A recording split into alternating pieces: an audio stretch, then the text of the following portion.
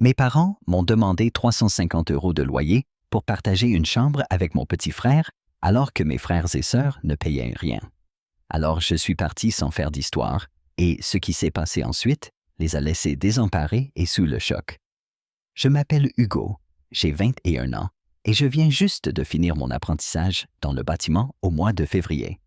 Ça n'a été long, mais enfin, je suis payé correctement, 27,50 € de l'heure. Pour la première fois, j'ai l'impression que les choses avancent vraiment. Je suis super content parce que passer du SMIC à ce salaire, c'est énorme, un vrai tournant. Comme toujours, les bonnes nouvelles circulent vite et les premiers au courant ont été mes parents, Monsieur et Madame Martin. Au début, ils avaient l'air contents pour moi, genre « C'est génial, tu as bien bossé, tout ça ». Je croyais qu'enfin, ils étaient sincèrement heureux pour moi. Mais sans prévenir, ils me sont tombés dessus. Maintenant que tu gagnes plus, il est temps de payer un loyer. Je comprends, je suis adulte, participer un peu aux frais, c'est normal. Mais quand ils m'ont annoncé le montant 350 € la semaine, laisse-moi répéter 350 € pour une chambre que je dois partager avec mon petit frère Lucas. Pour situer à Lille, c'est à peu près le prix d'un studio en ville. Je n'exagère pas, ils demandaient plus que ce que certains paient pour leur propre appart, et moi, je n'ai même pas de chambre à moi. Je dois partager avec Lucas, qui en plus est à cet âge où il est juste insupportable. Il met ses affaires partout, fait du bruit à toute heure, et il n'y a aucune intimité. C'est petit, en bazar, zéro vie privée, mais mes parents se comportent comme s'ils tenaient un hôtel de luxe. Naturellement, j'ai un peu négocié. J'ai proposé de payer 150 € la semaine, ce qui me semblait déjà honnête. 150 €, ça fait une sacrée somme. Et en plus, je payais déjà une partie des factures de la maison téléphone, internet, électricité. Je couvrais environ un tiers chaque mois. Donc, je n'étais pas un profiteur. Je faisais aussi plein de trucs à la maison que la plupart ne font que s'ils sont payés. Mais mes parents, eux, restaient fermes. C'était 350 ou rien point. Aucune discussion, c'était comme ça. Ce qui me tue, c'est que ce n'était pas qu'une question de loyer. Depuis des années, j'étais le gars sur qui ils comptaient pour tout. Il fallait conduire Lucas et Zoé, ma petite sœur, au lycée ou au centre équestre tous les matins, c'était pour moi. Même si ça rajoutait une demi-heure à mon trajet boulot, c'était Taxi Hugo. Et ce n'était pas que la semaine, le week-end, j'emmenais Zoé à ses concours hippiques, ce qui me bouffait tout mon samedi. Parfois, c'était tellement loin que je devais poser un vendredi ou un lundi pour qu'elle puisse participer. Pour les réparations, pareil. Une vitre cassée, une gouttière bouchée, le toit qui fuit, c'est moi qui répare. Ils n'appellent jamais de pro, pourquoi payer alors qu'ils ont Hugo sous la main? Franchement, aider ne me dérangeait pas, à condition qu'ils soignent juste sur le loyer. Payer un peu, je comprends surtout maintenant que je gagne mieux. Mais 350, c'est de la folie. J'en ai parlé à mes potes, tous m'ont dit la même chose, jamais ils ne paieraient autant pour partager une chambre avec leur frère. Ils pensaient que je blaguais, mais quand je leur ai montré le calcul, ils sont restés sans voix. Je payais le prix fort pour un espace partagé chez mes propres parents. Après leur refus, je les ai réunis pour leur rappeler tout ce que je faisais déjà, les factures, les trajets, les réparations. Je leur ai dit que je ne profitais pas, que je faisais plus que ma part. Mais ils m'ont regardé dans les yeux et ont dit 350 € ou rien. Pas de compromis, pas de compassion. Juste froid, comme si j'étais un client et pas leur fils. Là, j'ai compris qu'ils ne me voyaient plus comme un membre de la famille, mais comme un portefeuille sur pattes. Ils ont vu que je gagnais bien, et au lieu d'être contents pour moi, ils se sont dit « On va prendre notre part ». Tout ce qui comptait, c'était d'en tirer le maximum, et ça ne passait pas. J'ai tenté une dernière fois. 150 €, c'est honnête. Je continue à tout faire à la maison. Vous n'aurez pas à payer de réparation ni de taxi pour Lucas et Zoé. J'ai essayé de présenter ça comme une vraie affaire, mais non. Ils s'en fichaient. C'était 350 ou dehors. À ce moment-là, j'étais lassé. Qu'ils ne puissent pas faire le moindre effort montrait bien leur priorité. Je ne sais pas s'ils pensaient que je bluffais ou que je n'avais pas d'autre choix, mais j'ai décidé que je n'allais pas rester là à me faire manipuler. S'ils voulaient me traiter comme un simple locataire, alors j'allais agir comme tel et chercher ailleurs. Ça m'a frappé, ils mettaient un prix sur tout. Ils ne voyaient pas les années de boulot gratuit, les factures payées, les services rendus. juste mon salaire. Je comprends qu'ils aient peut-être des soucis d'argent, surtout avec la santé de mon père, mais exiger 350 € pour une chambre partagée, c'est abusé. Plus j'y pensais, plus j'étais en colère. Ils profitaient de moi clairement, et ça me donnait juste envie de partir plus vite. Comme s'ils avaient oublié que j'étais leur fils, pas un inconnu qui leur devait tout. J'aidais par famille, eux, ils transformaient ça en business. J'ai décidé que je n'allais pas rester à me faire vider par mes propres parents. S'ils voulaient me traiter comme un étranger, j'allais partir comme un étranger. Et ce n'est pas tout. Cette histoire de loyer, c'était déjà trop, mais en plus, je me tapais toute la logistique de la famille sans un merci. Tous les matins, je déposais Lucas et Zoé au lycée ou au centre équestre. Peu importait la météo, mon retard ou ma fatigue, c'était acquis. L'école n'était pas à côté, une demi-heure aller, une demi-heure retour, 5 heures de ma semaine, sans compter les attentes ou les courses à faire en plus. Et le week-end, rebelote Zoé, et ses concours hippiques, parfois en province, ce qui me coûtait des jours de congé. Personne ne proposait de l'essence ou un merci. Pour eux, c'était normal. Je devenais le Uber familial nounou à mi-temps, et ce n'est pas tout. Pour les réparations, je restais la seule option vitre gouttière toiture plomberie. Un jour, une canalisation pète sous l'évier. La cuisine est inondée, j'étais en plein boulot, ils m'appellent paniqué pour que je vienne réparer. Je perds une demi-journée à bricoler. Et au final, pas un merci, même pas le remboursement des pièces. C'était devenu normal. J'étais fait le calcul une fois entre les trajets, les réparations, les services.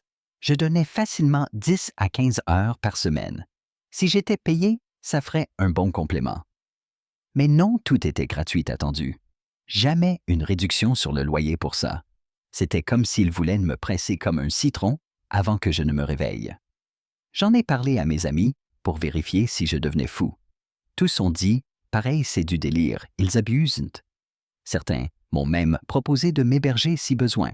Ça m'a fait du bien d'entendre ça parce que je commençais à croire que c'était moi le problème. Mais non, personne ne paye ce prix-là pour une chambre partagée, encore moins en faisant tout ce que je faisais. Plus je réfléchissais, plus je voyais que ce n'était pas qu'une question de loyer. Ils ne respectaient rien de ce que je faisais. Ils s'attendaient à tout comme si c'était un dû. J'étais le fils garçon à tout faire chauffeur-réparateur et ils n'étaient jamais reconnaissants. Alors j'en ai eu marre. Je savais que je devais agir, je ne pouvais plus continuer à me faire traire pour mon temps et mon argent sans reconnaissance. J'étais à bout. Ce qui me retenait jusque-là n'avait plus aucun pouvoir. J'étais fatigué d'être leur pigeon. C'est là que Camille, ma copine, entre en jeu. Elle venait d'emménager dans un petit studio quartier République, pas loin de la fac. C'est cosy, un peu petit pour deux, mais 100 fois mieux que d'être une vache à lait chez mes parents. En plus, elle était OK pour qu'on vive ensemble. Son loyer 395 € par mois, charges comprises à 30 balles près chacun. Rien du tout comparé à ce que mes parents demandaient. Et c'était plus près de mon boulot, gagne une demi-heure de trajet chaque jour. Du coup, je me suis dit pourquoi hésiter. Plus près du travail, moins cher, et je ne serai plus l'homme à tout faire de la maison. J'ai décidé. J'ai annoncé à mes parents en février que je partais. Pour être correct, je leur ai donné 2 mois de préavis histoire qu'ils trouvent une solution. Je leur ai dit franchement, après mon départ, je ne paierai plus les factures, je ne conduirai plus Lucas et Zoé, je ne ferai plus les réparations. Je pensais que ça leur ferait réaliser tout ce que je faisais. Leur réaction. Même pas un froncement de sourcils. Je crois qu'ils pensaient que je bluffais. 2 mois passent, je fais mes cartons. Le jour du départ, je charge la voiture, ma mère ne dit presque rien, mon père lâche un « on se revoit bientôt », comme s'il pensait que j'allais regretter et revenir en courant. Mais moi, j'étais prêt. Je n'avais rien à leur devoir de plus. Quand j'ai posé mes affaires chez Camille, j'ai senti un poids s'envoler. Enfin, libre. Je n'avais plus à faire des choses juste parce qu'on l'attendait de moi. Fini les réveils pour conduire tout le monde. Fini les réparations. Fini de payer des factures que je n'utilisais même pas. Juste Camille et moi, partage équitable et personne pour me traiter comme un distributeur automatique. Après 1 semaine, j'ai commencé à avoir des appels et des textos de mes parents. J'ai ignoré au début, pensant qu'ils voulaient juste prendre des nouvelles. Mais ça a continué de plus en plus pressant. Toujours les mêmes messages. Tu peux venir aider pour ça. Tu passes pour conduire Lucas au lycée? Il croyait vraiment que j'allais continuer, même après avoir déménagé. Finalement, ma mère appelle, je décroche pour être clair. Elle me demande « Tu repasses quand pour aider avec les factures ?» J'ai dû digérer la question. Je lui rappelle que j'arrête de payer leurs factures, c'est tout l'intérêt d'avoir déménagé. Elle essaie de me culpabiliser, on comptait sur cette aide. Je lui réponds direct « Je vous ai donné 2 mois. Si vous galérez, il est temps de vous débrouiller sans moi. » Après cet appel, j'ai eu la paix un moment. Mais je savais qu'ils reviendraient à la charge. Et bizarrement, ça me faisait du bien de pouvoir dire non. Pour la première fois, j'affirmais mes limites et je n'en avais pas honte. J'étais fier d'avoir tenu bon. Le mieux, c'est d'avoir retrouvé du temps pour moi. Je ne réalisais pas à quel point tout ce que je faisais pour eux me bouffait la vie. Ce n'est pas que je déteste ma famille, mais leur manière de me considérer m'a fait comprendre que je devais me protéger. Personne ne le ferait à ma place. Quelques jours à ignorer leurs messages, mon père m'envoie enfin. Je croyais qu'on était une famille. Ça m'a piqué, je l'avoue. Oui, on est une famille, mais il n'agissait pas comme tel quand il me traitait comme un porte-monnaie ou un homme à tout faire. Je me suis demandé si les rôles étaient inversés, ferait-il pareil pour moi? Honnêtement, je n'en suis pas sûr. Je n'ai pas répondu. J'en avais assez des manipulations et de la culpabilisation. J'avais ma vie à vivre et j'allais en profiter. La vie chez Camille, c'est le bonheur. Plus de stress, plus de demandes permanentes. Mes journées sont plus longues, j'ai du temps libre, je m'y suis fait très vite. Puis un jour, le téléphone sonne. Ma mère m'appelle en boucle texto à gogo. Je me dis que c'est grave, alors je décroche. Elle panique, la buanderie est inondée. La machine à laver a fui, le mur est en train de s'abîmer. Avant, j'aurais tout lâché pour venir. Mais là, je me dis, ce n'est plus mon problème. Je leur avais donné 2 mois, j'avais prévenu je n'étais plus leur homme à tout faire. Je lui dis calmement, « Je ne peux pas venir, mais je peux vous conseiller des artisans. » Elle s'énerve. « Tu nous laisses tomber, ton père est malade du dos. » Et je comprends, mais ce n'est pas ma faute s'ils n'ont rien anticipé. J'ajoute, « Si vous voulez que je vienne, c'est 27 € de l'heure. Et pour vous, je fais 17 €, c'est le tarif famille. » J'aurais pu charger plus, mais j'étais gentil. Pour ce tarif, c'est donné. Là, elle explose. « Tu es égoïste ingrat, tu nous dois tout ce qu'on a sacrifié. » Et ça m'a blessé, ce qu'ils ont sacrifié. J'ai payé des factures, fait des réparations, conduit Lucas et Zoé, et ils se posent en martyr parce qu'ils m'ont laissé partager une chambre à 350 € la semaine. Je lui ai dit franchement, « Je ne vous dois rien, j'ai aidé pendant des années sans rien dire, et vous avez voulu me faire payer plus cher que mon propre appart. Vous avez cassé le lien familial le jour où je suis devenu votre distributeur de billets et homme à tout faire. » Ma mère, elle est restée silencieuse. Puis elle a repris. « On est dans la galère, ton père ne peut plus bosser, l'argent manque. » Je comprends, mais ce n'est pas à moi de réparer leur choix. Moi aussi je galère, je bosse à plein temps, j'essaie d'épargner. Je dis, « Je suis désolé que ce soit dur, mais vous avez des options. Soit vous payez quelqu'un, soit vous vous débrouillez. » Elle continue à jouer sur la corde sensible. « Comment tu peux être aussi dur, on est une famille? » Pour moi, il ne s'agit pas d'être dur, mais de poser des limites. Ils sont allés trop loin, j'ai dit « Stop, maintenant, ils assument. » J'ai eu un moment de doute, c'est ma mère, ils étaient clairement en galère. Mais je ne pouvais pas céder, sinon ils recommenceraient sans fin. Ils devaient comprendre que je n'étais plus leur paillasson.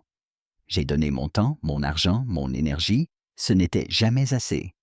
Elle a joué sa dernière carte. Lucas et Zoé te manquent, ils ne comprennent pas pourquoi tu n'aides plus, ils se sentent abandonnés.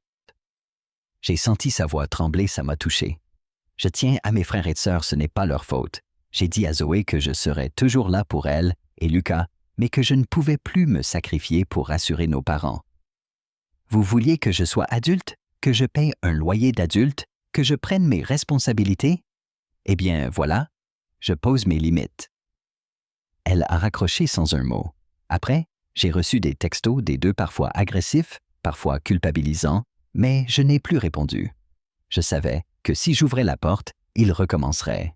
J'ai laissé tomber, Ils devaient se débrouiller. Avec le recul, je me rends compte qu'ils n'auraient jamais cru que je partirais vraiment. Ils n'ont jamais pensé que j'arrêterais de tout faire parce que j'ai toujours été celui qui rendait service. Mais il y a une limite à tout. Aujourd'hui, je vis ma vie bien installée avec Camille heureux. Mes parents continuent parfois à m'envoyer des messages, mais j'ignore. J'ai tourné la page, je ne vais pas revenir réparer chaque fuite. Un jour, ma mère m'envoie un SMS qui m'a presque fait rire. Elle me dit que la maison tombe en ruine sans moi, qu'ils n'arrivent plus à suivre, que le dos de papa empire, qu'ils ont besoin d'aide. Le toit fuit, les gouttières bouchées, l'évier qui fuit de les WC, qui déborde, la facture d'eau qui explose. Avant, j'aurais sauté dans la voiture, boîte à outils en main. Mais là, je me suis dit, ils auraient dû y penser avant de me taxer à 350 € la semaine pour une chambre avec Lucas. J'ai juste répondu, « Tu connais mon tarif 27 € de l'heure pour vous, je fais 17 €. Si tu veux que je vienne, c'est comme ça. » Elle a fait toute une tirade sur la famille, sur ce qu'ils ont fait pour moi.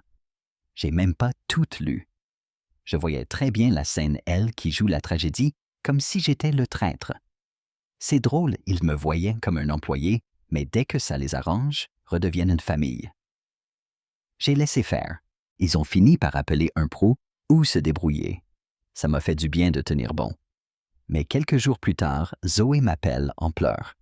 Elle me dit qu'elle et Lucas sont malheureux parce que les parents répètent sans cesse que je les ai abandonnés, qu'ils doivent tout faire seuls, prendre le bus, que la maison tombe en ruine, qu'ils veulent juste que tout redevienne comme avant.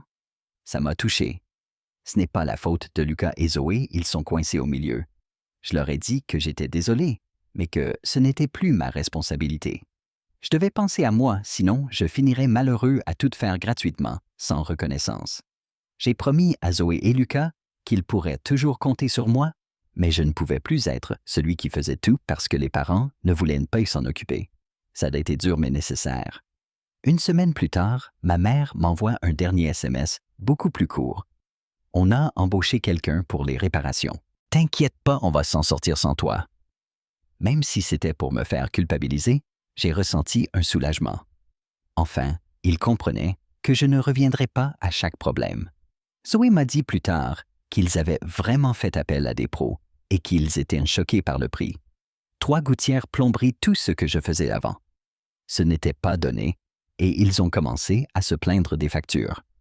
Un peu satisfaisant, je l'avoue. Ils trouvaient 350 € la semaine normale pour moi, mais pour payer un pro, ils réalisent la vraie valeur du travail. Le plus drôle, mon père m'a envoyé un message quelques jours après. On commence à réaliser tout ce que tu faisais. On ne voulait pas te faire sentir qu'on profitait. Une fausse excuse, mais je sentais qu'ils commençaient à comprendre. Voilà la leçon parfois, les gens n'apprécient ce que tu fais que quand ils doivent payer quelqu'un d'autre à ta place. Ils pensaient que je ferais tout gratuitement à vie, et quand j'ai arrêté, ils ont dû affronter la réalité. C'est dur à avaler, mais je crois qu'ils ont enfin compris. Depuis, c'est calme, quelques messages de temps en temps, rien d'agressif. Je crois qu'ils ont compris que je ne reviendrai pas être leur homme à tout faire. Peut-être qu'ils commencent à respecter mes limites, même s'ils n'aiment pas ça. Avec le recul, je suis fier d'avoir tenu tête. Ce n'était pas facile, parfois, j'ai culpabilisé pour Lucas et Zoé, mais il le fallait. Si j'avais continué à me plier, ils auraient continué à abuser et je serais resté prisonnier de ce cycle sans fin. Donc, leçon à retenir, ne mordez pas la main qui vous répare le toit, les gouttières ou la plomberie. Parfois, il faut perdre quelque chose pour comprendre sa vraie valeur.